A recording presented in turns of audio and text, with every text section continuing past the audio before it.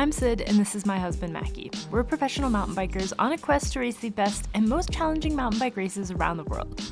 Races just like this one, the Breck Epic, a 6-day stage race in Breckenridge, Colorado. High elevation, big days, rowdy trails, and an absolutely appalling amount of climbing. This section sucks. This year's race is a special one. This is Mackie's 6th time racing Breck Epic, but it's my first, and it's also the first ever edition of the Breck Epic Women's Tour.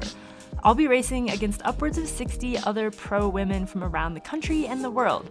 This is the largest female pro field ever in North America, and racing against this many other fast women is going to be a super unique experience and a big step forward for women's mountain bike racing. So naturally, nerves are pretty high for this first day, and I'm already feeling a little underprepared compared to so many high caliber competitors. Tell me about your tactical mistakes. I just went too hard at the beginning. It's clear that this is going to be a big week, challenging in so many ways. Can't stop to puke anymore. If this happens again, we're just gonna do it while we roll. That has been time consuming. But also rewarding. Oh man, this section is amazing. This dirt is so nice. And the weather is already set to wreak havoc on day one. There were some complications at the start in that it was pouring rain. As always, these videos are made possible by our team on Patreon. And to say thank you, we post them there first. You can watch day 2 on Patreon right now. All right, let's get into it. Breck Epic, here we come.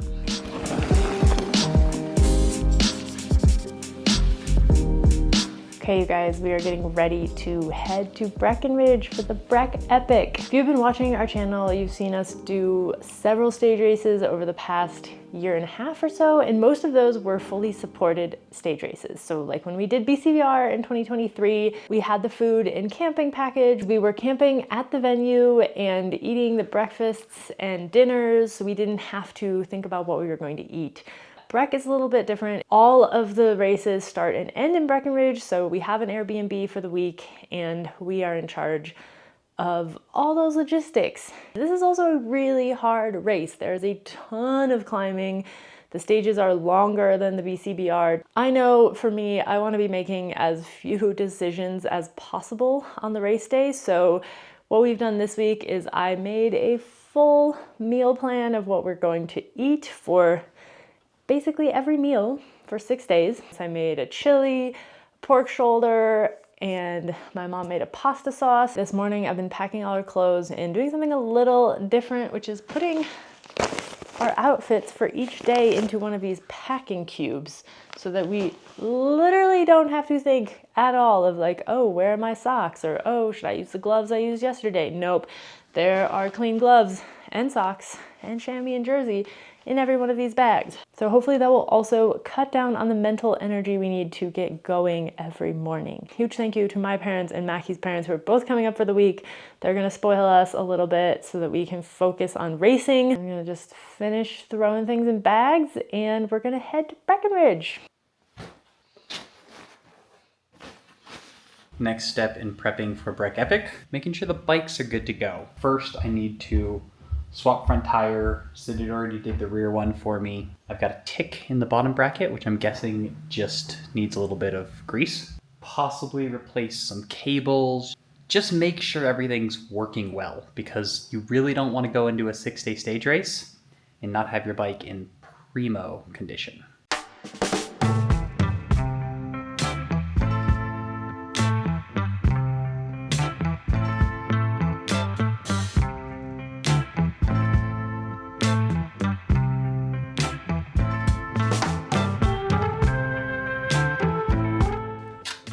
Mackie's gonna race the e-bike this year.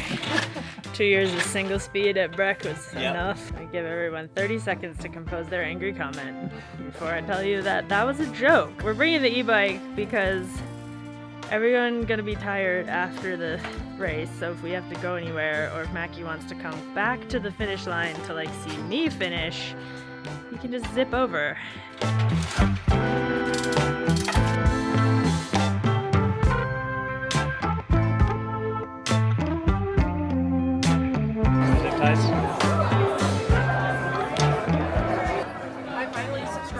Yeah, thank you. I feel like the second you do, you were like, see, subscribe. It takes 2 seconds. Oh. Okay.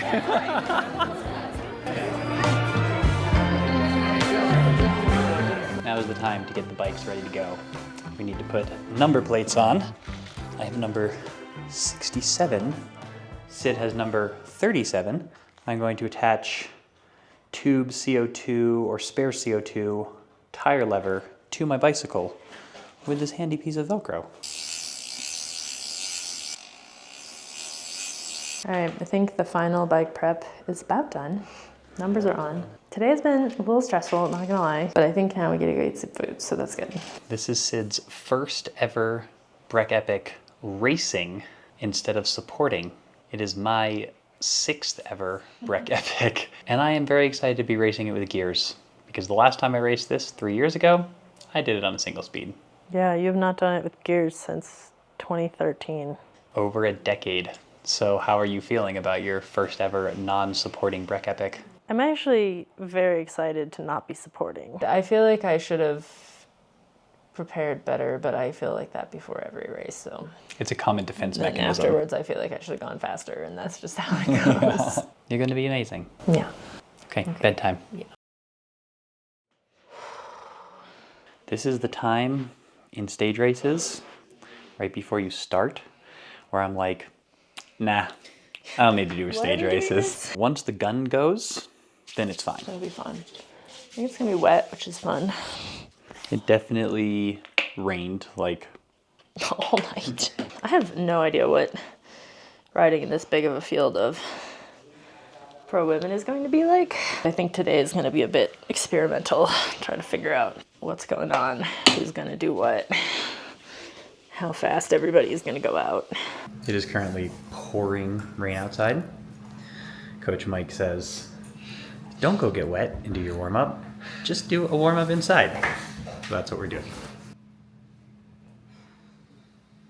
Look at that wind. Oh, we're not looking at that wind. There's always that one person that didn't bring a rain jacket. Oh, it's definitely Joe's fault that this is happening. Hey team, this is what we're working with this morning. Total downpour before the start. Just got an email from Mike Mack. 30-minute hold. We will start at 9 a.m. I think that was a very good call because you probably can't tell, but it is still pouring out there. 30-minute delay is now over. It has stopped raining. Jim is saying sunshine out there. Not sure I believe him, but you know, at least it's not raining anymore. The original course for today was supposed to be this 36-mile loop through the mountains around Breckenridge with 5,700 feet of climbing. However, after the first 30-minute delay, it became clear the rain was not abating and that the trails would be soaked, so we had another 30-minute delay and a course change. Instead, we'd be racing only 16 miles with 2,500 feet, a veritable sprint by comparison. Unfortunately, this change cut out some of the better descents of the day, but it was clearly the right decision to keep the trails in good shape. Part of bike racing, especially mountain bike racing, is being able to pivot and adapt to changes, like a shorter race that demands a completely different playbook and strategy than what you were expecting. Racing gets underway in 5, 4, 3, 2, 1, go!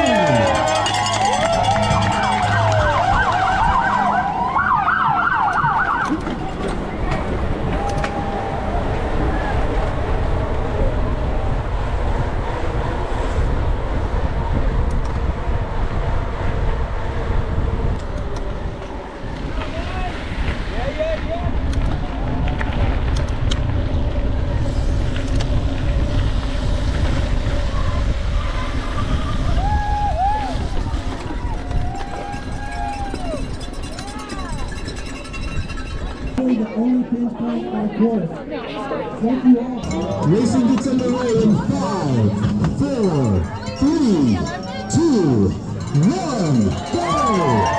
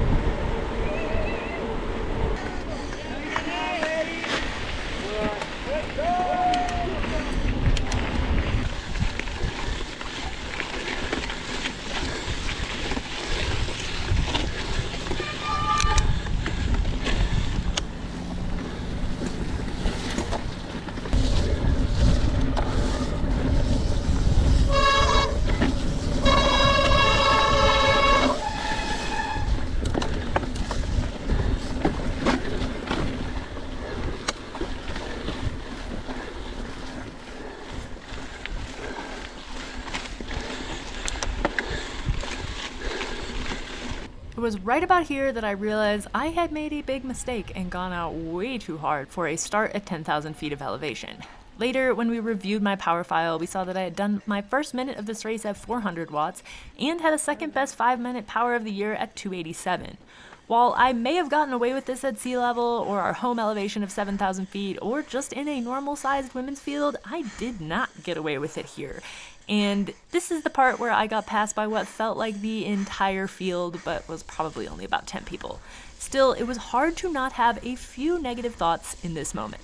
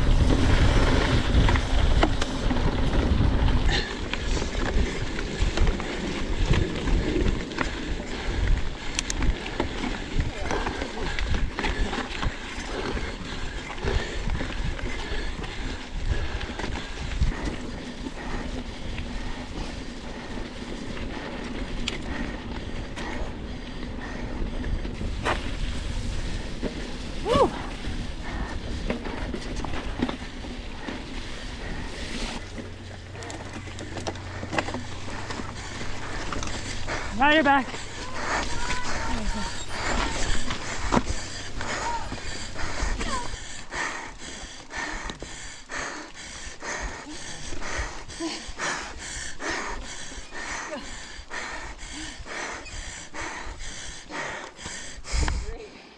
I tried.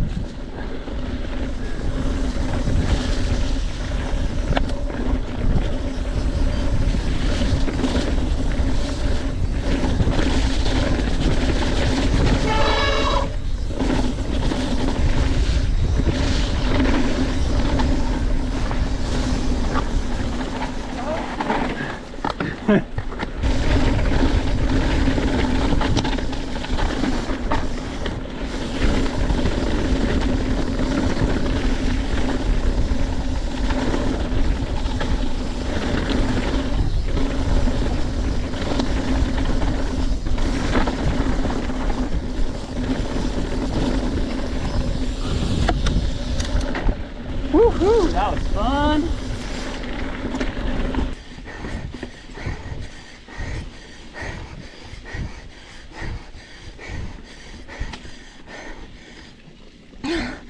Finally going down.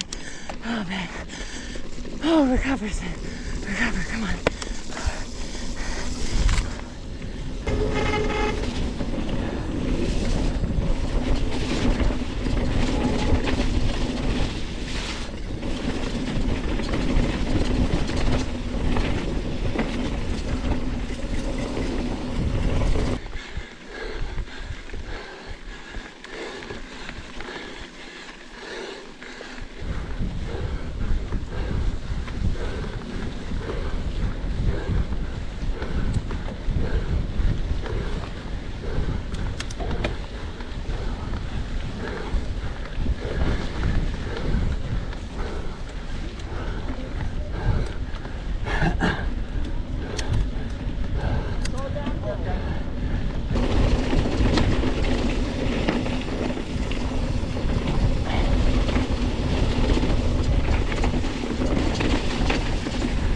We're gonna come by on your right. Coming back in.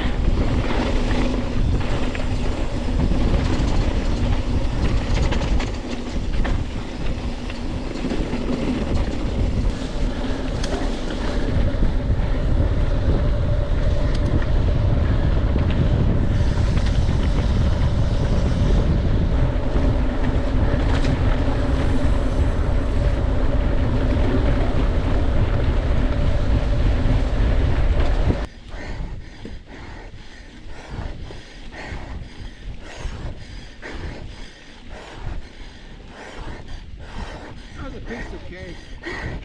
I do it all the time in my car. Come on, let's go. Here we go. Enjoy the day. Let's go. Sixth place currently. We got 4 miles to go.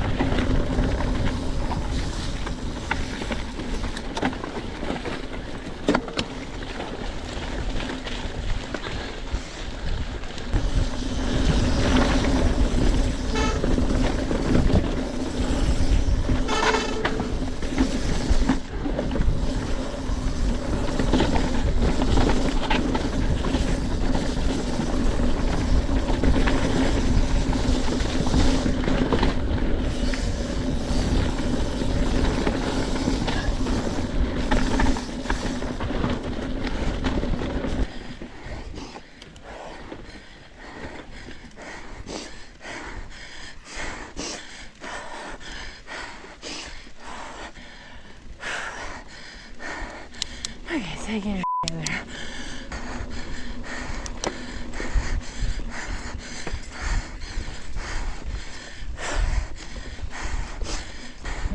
Yeah.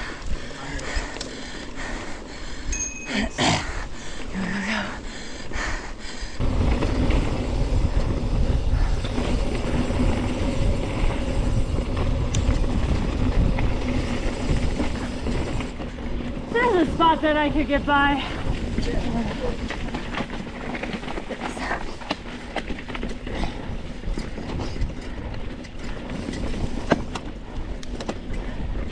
I remember this spot. I passed the girl here in the fire tractor and then like promptly hit a tree, which was embarrassing.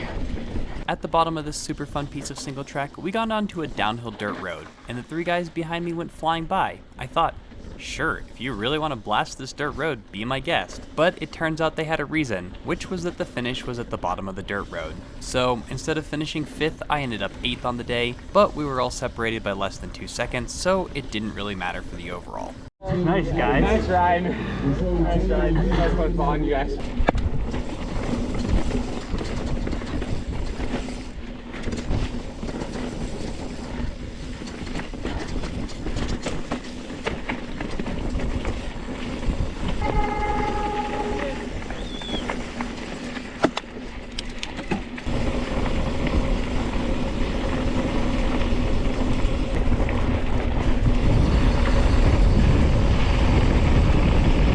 Go Sid! Go Sid! Go Sid! Okay, that was day 1 of 2024 Breck Epic. There were some complications at the start in that it was pouring rain. So they ended up delaying the start by 30 minutes and then delaying the start by another 30 minutes, which I think was a very good idea.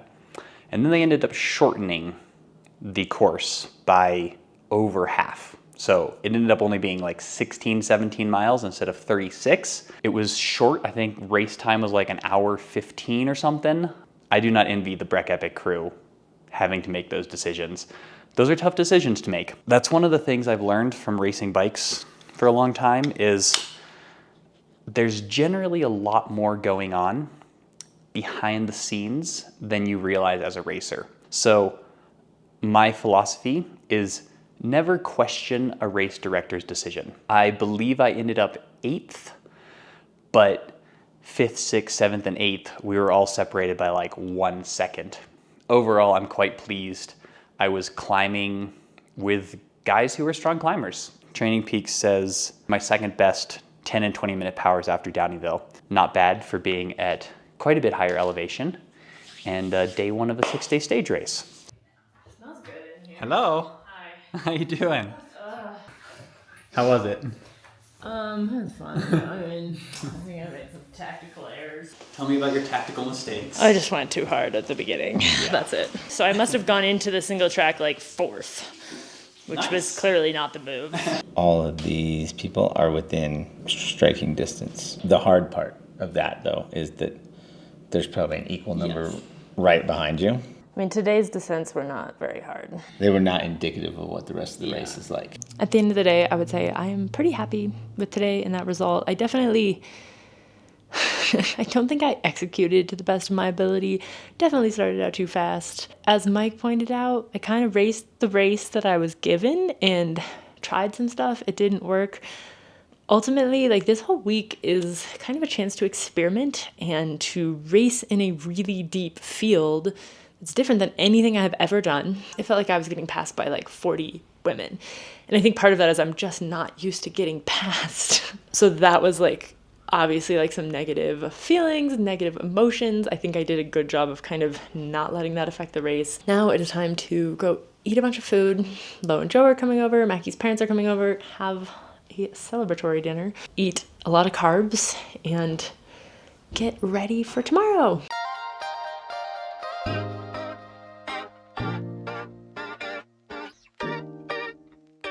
All right, Sid, what's for eats? Burritos, of course. Burritos. That was just the beginning, folks, and a gentle beginning at that, at least compared to what's yet to come. Tomorrow, it gets real. Check back in for that story on Wednesday or watch it right now on Patreon. That's bike racing. I needed to go harder if I wanted to do better.